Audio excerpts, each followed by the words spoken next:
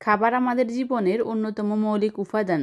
এটি শুধু ক্ষুধা নিবারণ বা বেঁচে থাকার রসদ যোগায় না, বরং সুস্বাস্থ্য, শক্তি এবং মানসিকভাবে প্রফুল্ল থাকার প্রধান উৎস।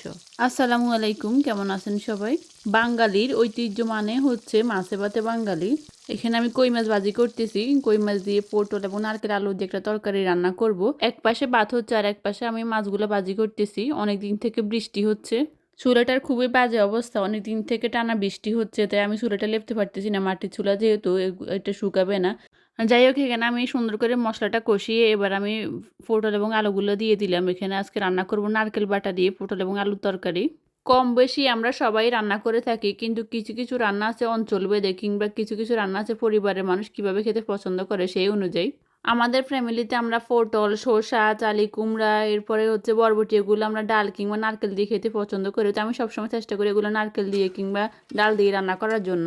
সত্যি বলতে কি, খাবারের স্বাদ শুধু দামি মশলা বা উপকরণের উপর নির্ভর করে না, বরং তা নির্ভর করে কত ভালোবাসা ও যত্নে রান্না করা হয়েছে তার উপর।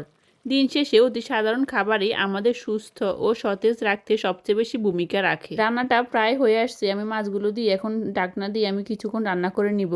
সকাল থেকে প্রচণ্ড বৃষ্টি হচ্ছে, এখনও দেখেন বৃষ্টি হচ্ছে, টিপ টিপ করে বৃষ্টি পড়তেছে। কয়দিন টানা বৃষ্টি হচ্ছে, প্রতিদিনই প্রায় বৃষ্টি হয়।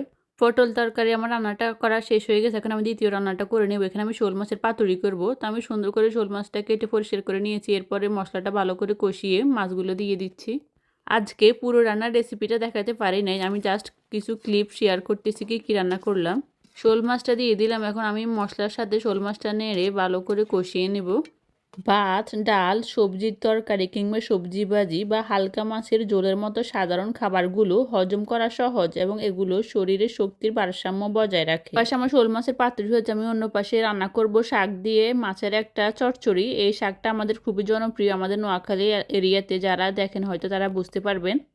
এই শাক রান্নাটা আমাদের সচরাচর সব ফ্যামিলিতে করা হয়। এখানে আমরা মাছকে সুন্দর করে কষিয়ে নিই মশলার সাথে। এরপর মাছের কাঁটাগুলোকে বেছে ফেলে দিয়ে ওই ঝোলের মধ্যে শাকগুলো দিয়ে আমরা শুকনো শুকনো করে একদম চচ্চড়ির মতো করে শাকগুলো রান্না করে থাকি। আমার মেয়ে সবজি দিয়ে ভাত খেতে খুব একটা বেশি পছন্দ করে না, কিন্তু আমি সবজি দিয়ে ওকে মেখে ভাত খাইয়ে দিলে তখন খায়। এই শাকটা কিন্তু ওর খুবই প্রিয়। এই শাকটা রান্না করলেও নিজে নিজে শাকটা দিয়ে ভাতগুলো মেখে খেতে পারে। এরপর আপনার বেগুন ভাজি কিংবা পটল ভাজি, আবার ডিম দিয়ে চিচিঙ্গা ভাজি করলে ওগুলো আমার মেয়েটা পছন্দ করে খেতে। কিন্তু এমনিতে সবজি যদি রান্না করি, সবজি দিয়ে ঝোলের তরকারি, ওগুলা তেমন একটা খেতে পছন্দ করে না। আমার রান্নাগুলা করা শেষ। ব্যস্ত দিনের শেষে এক প্লেট গরম ভাত এবং সাথে যদি থাকে এরকম সবজি কিংবা মাছের পাতুরি, ডাল, ভর্তা দিয়ে খাওয়ার মধ্যে যে মানসিক শান্তি থাকে তার জুড়ি মেলাবার। ভালো থাকবেন সবাই, আল্লাহ হাফেজ।